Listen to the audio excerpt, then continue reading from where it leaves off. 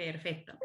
Bueno, pues como les decía, para mí es un placer poder estar aquí compartiendo con ustedes este ratito para hablarles del autocuidado de los profesionales que intervienen en crisis suicidas. Como bien decía don José, soy psicóloga de emergencias, trabajo mucho con los primeros intervinientes, con los primeros respondientes, policías, bomberos, sanitarios. Y bueno, quería dedicar este espacio al que gustosamente me han invitado para poder hablar sobre el autocuidado, ¿no?, de estos profesionales que siempre están en primera línea en cuanto a intervención en crisis suicidas. Vale. Todos los profesionales, todos, desde los primeros intervinientes hasta los psicólogos, hasta los profesionales de los hospitales, que trabajamos en torno a las crisis suicidas, estamos preparados para ayudar el sufrimiento, para ayudar a aliviar el sufrimiento humano y sobre todo estamos preparados para salvar vidas. Pero algunas veces nos puede ocurrir que la persona con la que trabajamos determine quitarse la vida, dejando en nosotros, en los profesionales, el sentimiento de que no hemos hecho lo suficiente. Es un tema muy delicado, que es fácil que lo podamos vivir como un fracaso profesional y, por tanto, es algo de lo que no solemos hablar entre los profesionales. Si el suicidio impacta a cualquier persona, mucho más a quienes tenemos el oficio de evitarlo y de prevenirlo. Dada la relación que como profesionales podemos llegar a entablar con la persona que se encuentra en esta situación, podemos pensar qué consecuencias podemos pensar que se suscitan en nosotros, ¿no? ¿Qué consecuencias tiene en nosotros que una persona se suicide? Además, por otro lado, muchas veces podemos pensar, o muchas veces se nos exige, no es que podamos pensar, es que se nos exige, ¿no?, elaborar rápidamente el duelo. Incluso nosotros también podemos pensar, ¿no?, que tenemos que elaborarlo rápidamente, que el duelo no tiene nada que ver con nosotros, que somos profesionales y que esto no nos tiene que afectar. Incluso en ocasiones ni se nos permite la angustia, ni nosotros mismos nos permitimos estar angustiados.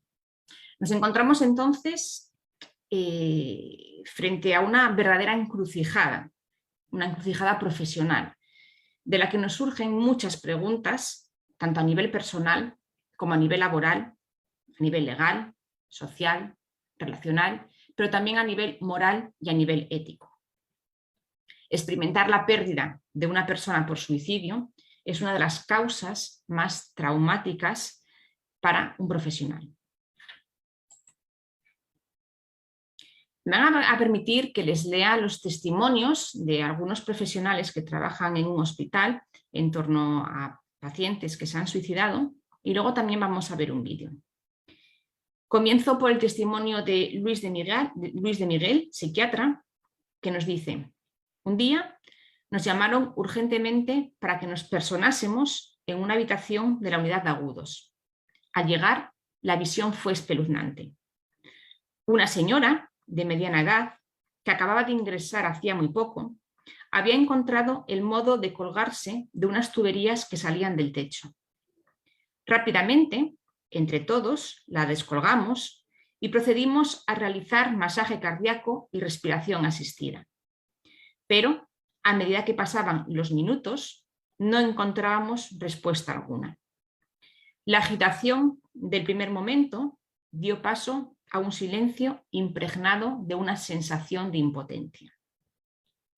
Me embargaba el desconcierto y la incredulidad. No puede ser. ¿Seguro que no hay nada más que hacer?, me preguntaba para mis adentros. Allí, en la habitación, rodeando a la paciente, se producía una extraña comunión entre nosotros. Enfrentados a la muerte, no existían categorías profesionales. Todos éramos iguales ante ella. Recuerdo que en los días sucesivos todos intentábamos consolarnos y darnos mutuo apoyo. Paso a leer ahora el testimonio de un auxiliar de psiquiatría, Luis Jiménez, que recuerda un caso y nos cuenta que en el transcurso de mi experiencia laboral y en varias ocasiones he tenido que vivir esta situación, pero sobre todo una fue la que más sensación de impotencia y frustración me causó. El paciente, por sus reiterados intentos de suicidio, llevaba 23, se hallaba contenido mecánicamente en su habitación. Se ignora cómo y de qué manera consiguió un mechero, suponemos que para fumar, y dada la relativa libertad de movimientos que tenía, intentó quemar la contención. Prefiero omitir el estado en que encontramos al paciente, vivo, por cierto, por no herir la sensibilidad de las personas. Por lo tanto, debería catalogarse como intento de suicidio. Pero las personas que lo socorrimos en aquel instante sabíamos que su estado era irreversiblemente mortal. Lo que sí recuerdo en aquellos momentos es la necesidad imperiosa de cambiar aquella situación verdaderamente dramática, sin pensar en este caso en el peligro que tú puedas correr. Fue mi primera experiencia e imborrable todavía en mi mente. Los sentimientos fueron dolor, impotencia, frustración y la duda de si podíamos haber hecho algo más. Por momentos pensé en aquel y en los otros suicidios que he presenciado. La desesperación que debe de sentir el suicida. El pensamiento de que nada cambiará su futuro. Y les leo un último testimonio, en este caso de una psicóloga, Ana Caridad Romera, que relata la siguiente experiencia. Recuerdo a M con un sentimiento agridulce, aunque de forma calmada.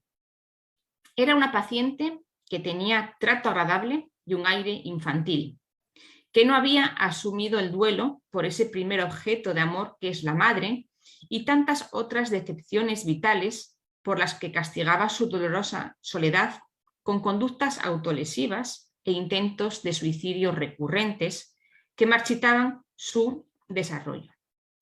El equipo de la unidad la había atendido con afecto y dedicación ya en un ingreso previo, siendo mi labor la de trabajar con ella en la terapia grupal y también en la asistencia psicológica cuando era necesario. Conseguimos estabilizarla y por eso, cuando se fue de alta, confiamos en que se mantendría por más tiempo, pero no fue así. Y al volver, pudimos notar su pesadumbre por el reingreso. Intentamos realizar contención y que recuperara la esperanza, pero apenas dio tiempo a que asistiera a 3 sesiones de grupo, ya que había que controlarla constantemente porque de nuevo intentaba dañarse. Tras su suicidio, el apoyo mutuo con mis compañeros me ayudó a recomponerme de la que ha sido mi primera experiencia con un paciente suicida.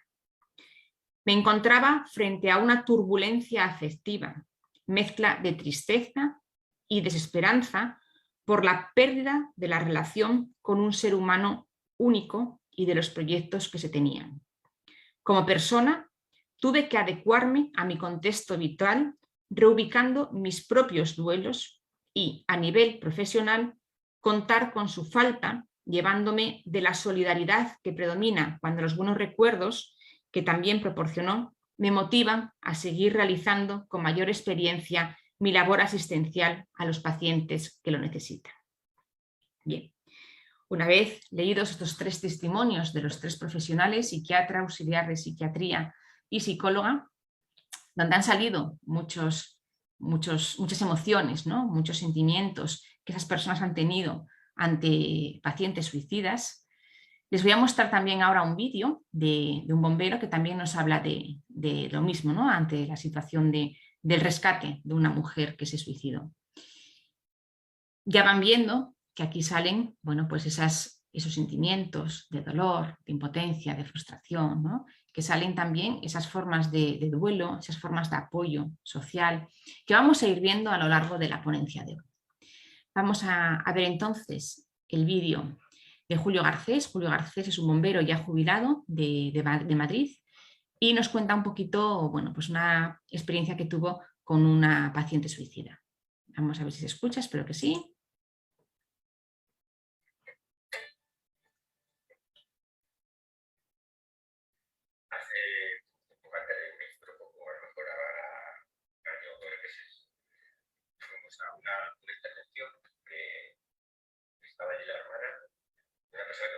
semana y nos centrar dentro del domicilio. Entramos dentro del domicilio, no había llaves ni nada, nos tuvimos que descender, entramos por el balcón y la se había suicidado. La situación que la encontramos era una enfermera, creo que tenía muchos conocimientos porque había sido irse de mí. Pues medio ahorcada, medio asfixiada y con pastillas. Me parece que tiene una enfermedad, entonces decidió. Estuvimos buscando, encontramos, fuimos al baño y estaban los percheros, se había cortado ahí, pero con los pies, yo creo que entre los barbitúricos que se había tomado, había sido una forma de visión, no se había abandonado. Un compañero que lleva poco tiempo, pues se va a estamos y a todos nos impactó mucho como darle la noticia, ¿no? Y bueno, pues una actuación, nos fuimos. El cuerpo lo hacemos, el cuerpo se queda ahí hasta que llega policía entra a nivel de el juzgado, luego ya dice que tiene el juez para el levantamiento del tal. Nosotros necesitamos facilitar la entrada a los demás servicios. Pues pasaron 5 meses y ya en el cuarto de la tele en estos momentos no tenemos idea de compartir.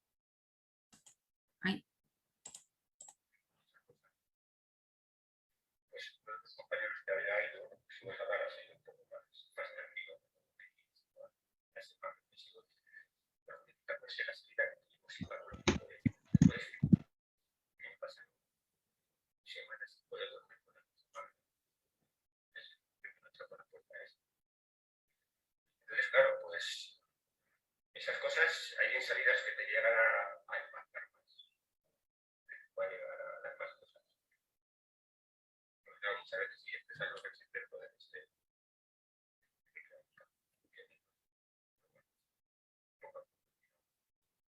Y esto es una cosa de ya emocionalmente.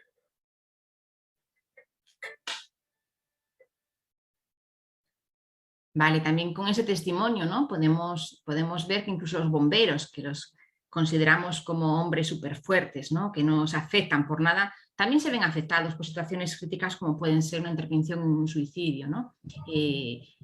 También tienen esas reacciones que vamos a ver, ¿no? Como miedo, incredulidad, etc. Bien, continuamos. Por tanto, como estamos viendo, los profesionales que trabajamos con personas en crisis suicidas somos tan humanos como cualquier otra persona. No somos de teflón, ¿no? No tenemos ese baño de Nomex. Esto tan obvio implica que podemos vernos tan afectados como cualquier otra persona ante determinada estimulación. La mayoría de los profesionales que trabajamos en esto, no obstante, en el momento de la intervención tendemos a revestirnos con una coraza, ¿no? Una coraza que nos permita anestesiarnos emocionalmente. Somos personas que solemos permanecer orientadas hacia la tarea. Es cierto que después de la intervención esta actitud puede ser abandonada e incluso es que es necesario que sea abandonada, ¿no? Esta coraza, y puede ser sustituida por signos que indican la existencia de un estado de estrés agudo, de un impacto psicológico por lo ocurrido.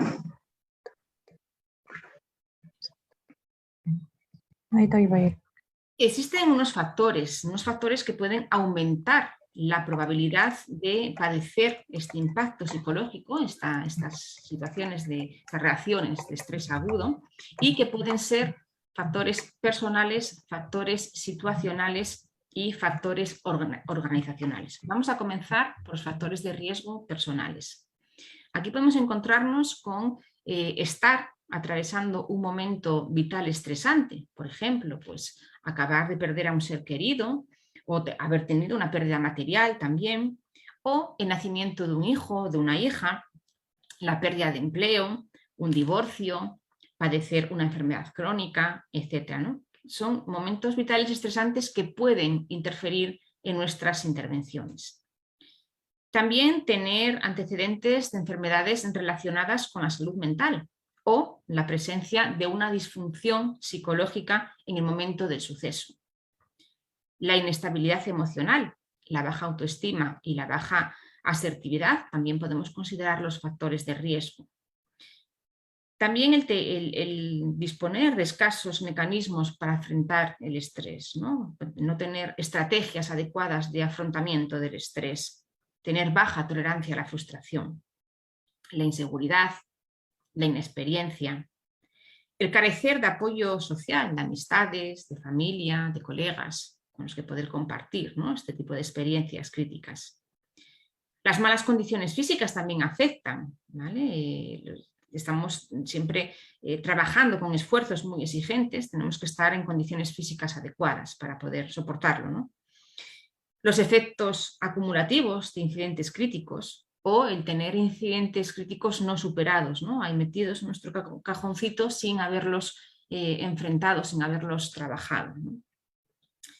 El exceso de responsabilidad, el ser excesivamente perfeccionista, generar expectativas desajustadas en las intervenciones, pues por ejemplo, idealizar la ayuda prestada o minimizar los resultados obtenidos aumentando la sensación de impotencia. También podemos considerar factores de riesgo el sufrir lesiones durante la intervención que obliguen a ser retirados del lugar, provocando frustración y culpa, y también la búsqueda de sensaciones fuertes de gratificación inmediata y el gusto por las actividades de riesgo. En cuanto a los factores de riesgo relacionados con el incidente, pues tenemos la falta de información sobre el acontecimiento, ¿no?, el tener que intervenir en una situación de la que no tenemos una información suficiente, la duración y la intensidad, es decir, la magnitud de la intervención, el estado en el que se encuentran las víctimas, como hemos escuchado antes en los testimonios, ¿no?, pues la persona que se había incendiado con el mechero, ¿no?,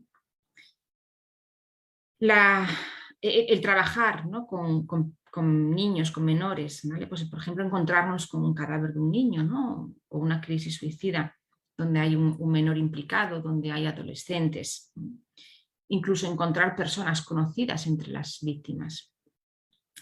La identificación personal con la víctima, pues porque es de nuestra misma edad, porque es de nuestra misma nacionalidad, porque se dedica a lo mismo que nosotros, etc., ¿no? Formar parte de los primeros equipos de profesionales que intervienen, y también sería un factor de riesgo relacionado con el incidente el aumento de la presión emocional por la presencia de medios de comunicación social y de personas curiosas en la escena.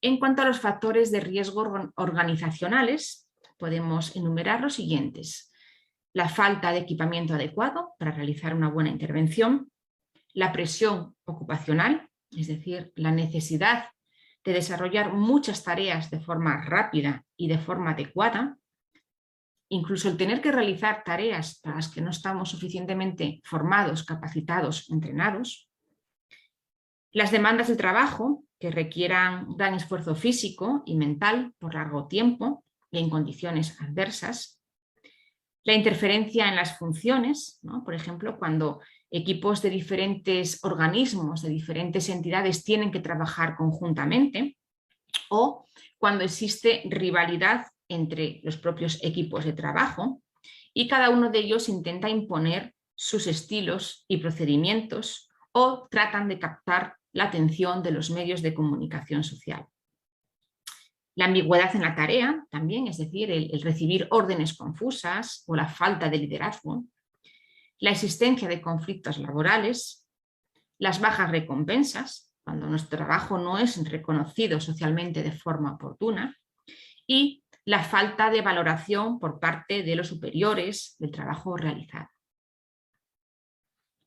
Pero, gratamente, también tenemos factores de protección, ¿no?, factores que van a disminuir ese impacto psicológico después de una intervención crítica, ¿no?, después de una intervención en una crisis suicida. El primero de ellos es la resiliencia.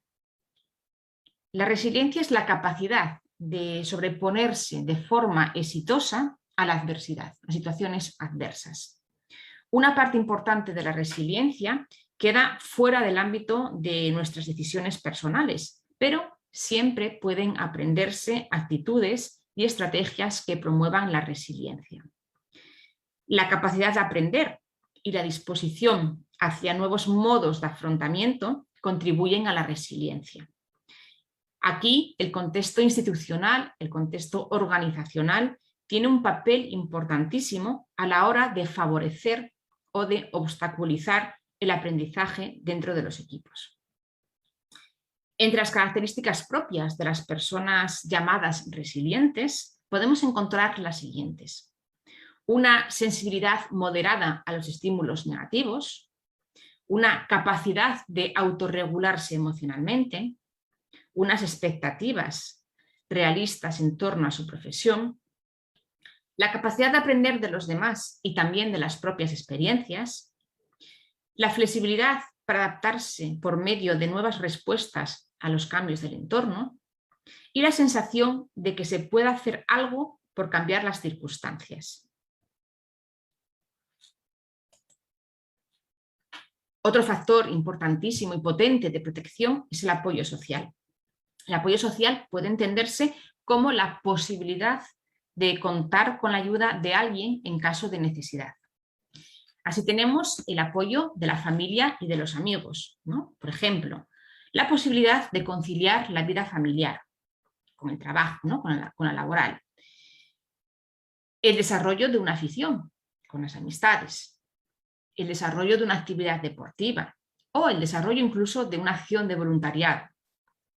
Estos son todas situaciones que brindan la oportunidad de mantenerse conectados socialmente y emprender nuevas amistades, ampliar nuestra red de contactos sociales.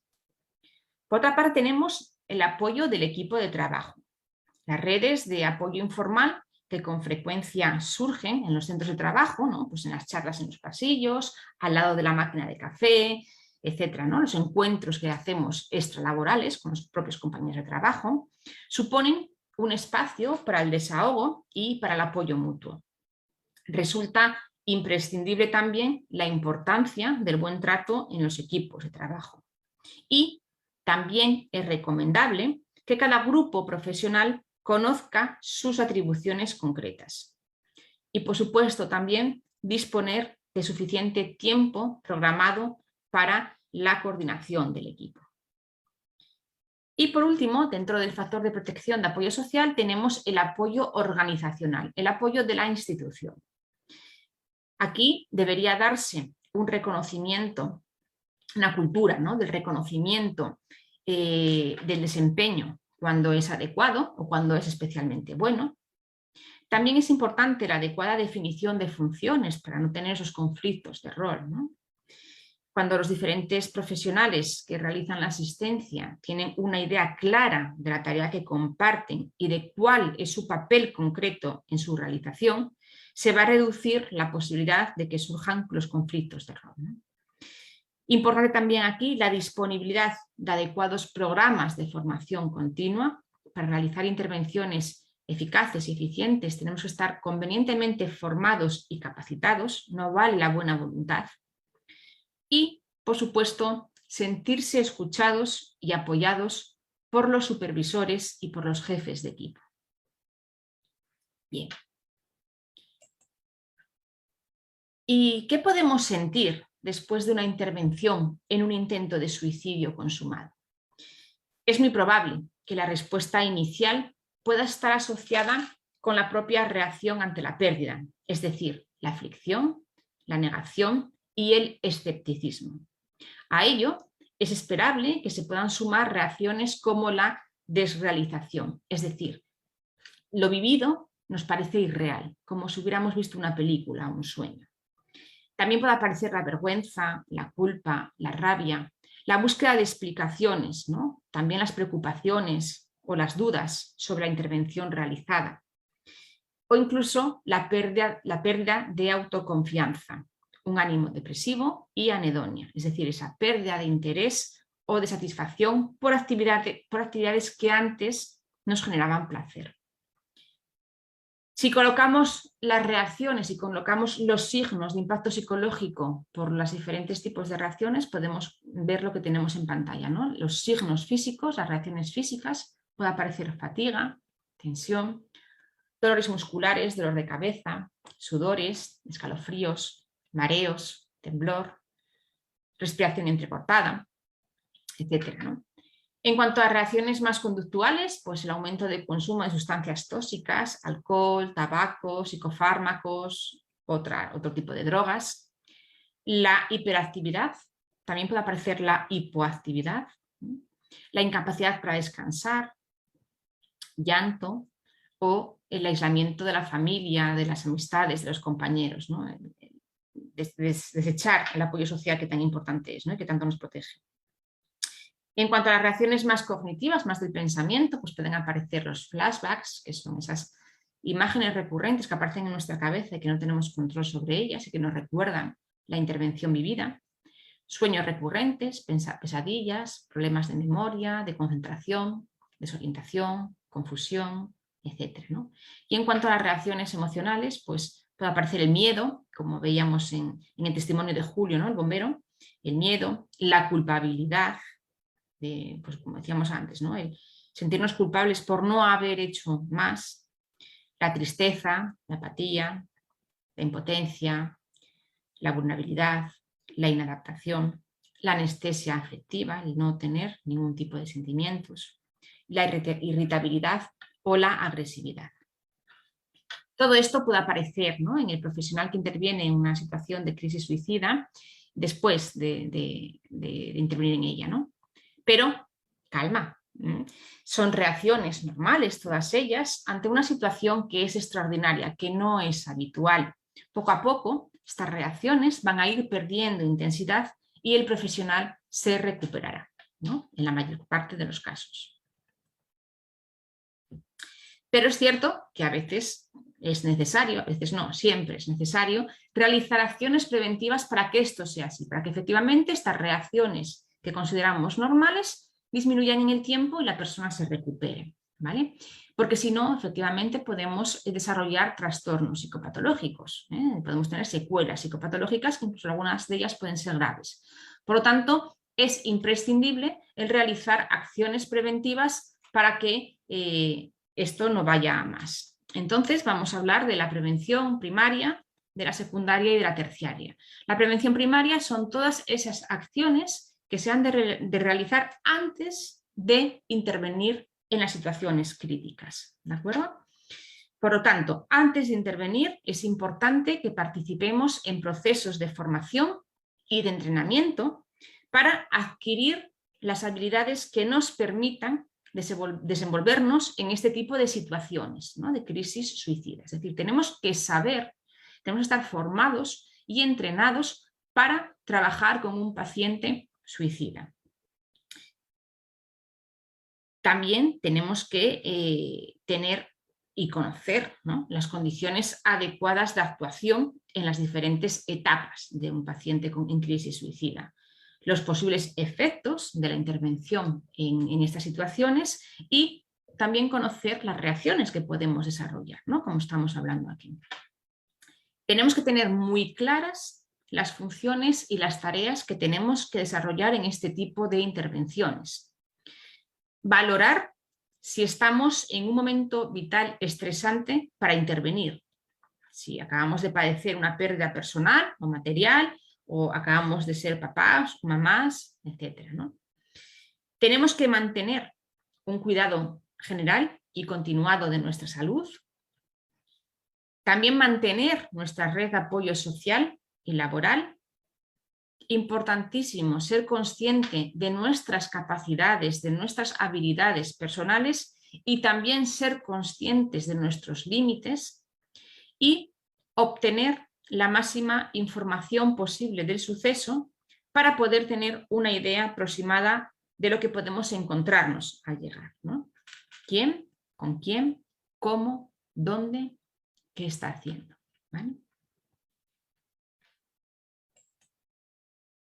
Pasamos a las acciones de prevención secundaria, es decir, durante la intervención. Ya estamos actuando en la situación crítica, estamos actuando con el paciente que quiere suicidarse o que ya se ha suicidado, ¿de acuerdo?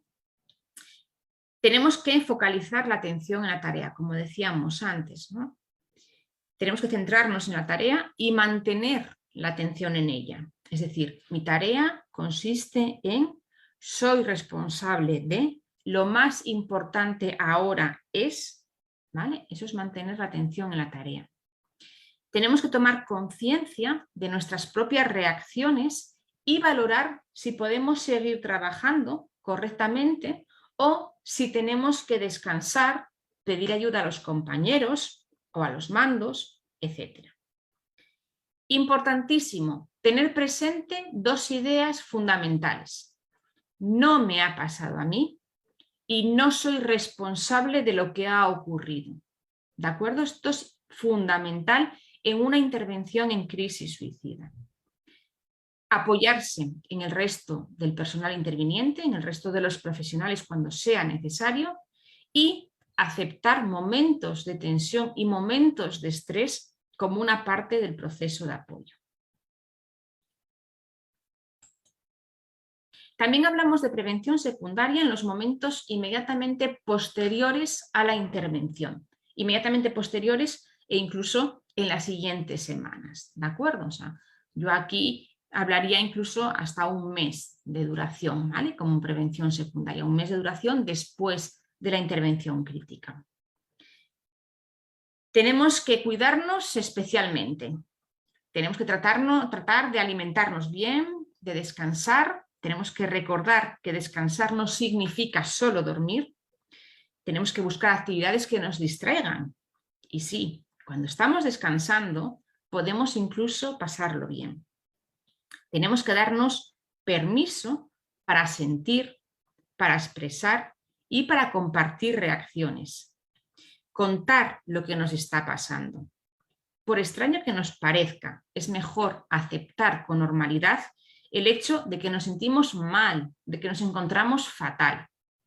Debemos recordar que estamos teniendo reacciones normales ante situaciones anormales, por mucho que a veces queramos parecerlo o incluso nos lo creamos. Los profesionales no tenemos ese baño de teflón, como decíamos anteriormente también, ¿vale? No tenemos ese baño de Nomex. Somos personas humanas y las situaciones críticas nos afectan. Tenemos que permitirnos la compañía de otras personas, ese apoyo social del que hablábamos como factor protector. Volver a la cotidianidad, a realizar las actividades que realizamos en nuestra vida diaria, evitando el aislamiento y procurando realizar ejercicio físico y no abusar de sustancias nocivas o tóxicas para la salud, ¿no? Como el alcohol o cualquier otro tipo de drogas, ya que estas solo van a ocultar temporalmente el malestar. Una vez concluida la intervención, es recomendable que en el plazo de tiempo más corto posible, cada equipo de profesionales, de intervinientes, busquen un lugar adecuado para realizar un encuentro grupal breve donde se facilite información, apoyo y la expresión de emociones y experiencias que favorezcan el desahogo emocional, ¿no? Ese diffusing. Con este tipo de reuniones se pretende elaborar lo sucedido y vivenciado, el apoyo entre compañeros, la normalización de las reacciones vividas, la estimulación de la comunicación y el restablecimiento y la recuperación.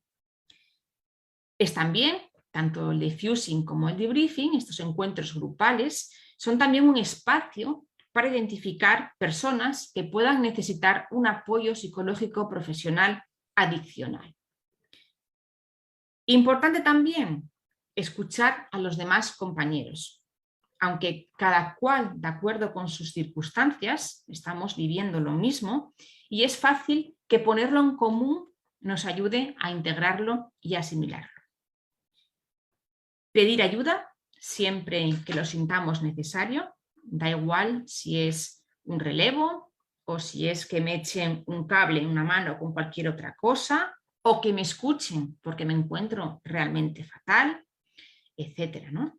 Obligarnos a poder con todo y no darnos permiso para necesitar ayuda no va a traer más que problemas para todos. Y, por último, cuidar del resto del equipo. En ocasiones nos va a ser más fácil detectar los signos de que algo está pasando en los demás que en nosotros mismos. Por eso es importante que prestemos atención a las reacciones del resto de los compañeros, del resto del equipo, y les ayudemos a cuidarse. Y bien, ¿cuándo vamos a tener que pedir ayuda especializada? Porque decíamos antes, ¿no? Estas reacciones que consideramos normales van a tender a desaparecer, a disminuir con el paso del tiempo, pero a veces no ocurre así, ¿de acuerdo? Por lo tanto, tendremos que pedir ayuda psicológica especializada. ¿Y cuándo? Pues cuando estas reacciones psicológicas de las que hemos estado hablando duran más de 4 a 6 semanas. O cuando hay una interferencia negativa grave en el funcionamiento cotidiano. O cuando el profesional se siente desbordado por estos pensamientos, estos sentimientos o estas conductas. En estos casos, no tenemos que dudar en pedir ayuda. Pasaríamos así a la prevención terciaria, que serían esas medidas que habría que poner en marcha si se detectasen en los profesionales intervinientes síntomas que repercuten significativamente en los diferentes ámbitos de su vida, ¿no? El ámbito personal, el ámbito laboral, social o familiar, ¿no? Tras el impacto psicológico producido por su intervención en una situación de una crisis suicida o de un suicidio consumado. Esta intervención de segunda instancia se refiere a un proceso terapéutico breve que va más allá de la restauración del afrontamiento inmediato y se dirige a la resolución de la crisis, de modo tal que la persona pueda enfrentar crisis posteriores, lógicamente en la medida de lo posible, con sus propios recursos y prevenir así estilos de vida desadaptativos. Ese tipo de intervención se enfoca a promover el desarrollo de habilidades de solución de problemas y de tolerancia al malestar. Todo ello siempre en base a un modelo colaborativo que enfatiza en la importancia de la relación terapéutica y en el involucramiento de las redes de soporte social, ¿no? Ese apoyo social que, repito, es imprescindible. Para ir finalizando, tenemos que recordar, ¿no?, que tras enfrentarnos a situaciones de gran dureza emocional, como puede ser lo que estamos hablando aquí, ¿no?, esa intervención en crisis suicida, en suicidios consumados, tenemos que tener claro que nosotros y nuestras reacciones son normales. Lo anormal es la situación excepcional y desproporcionada que acabamos de vivir, que los sucesos de gran magnitud, inesperados y de graves consecuencias pueden afectar a las personas más capacitadas, más formadas, más entrenadas y preparadas, porque somos todos humanos, y que lo normal es que en la mayoría de los casos las reacciones se reduzcan en unos días y volvamos a nuestra actividad habitual. Y si no fuera así, hay profesionales que nos pueden ayudar. Sin más, a su completa disposición.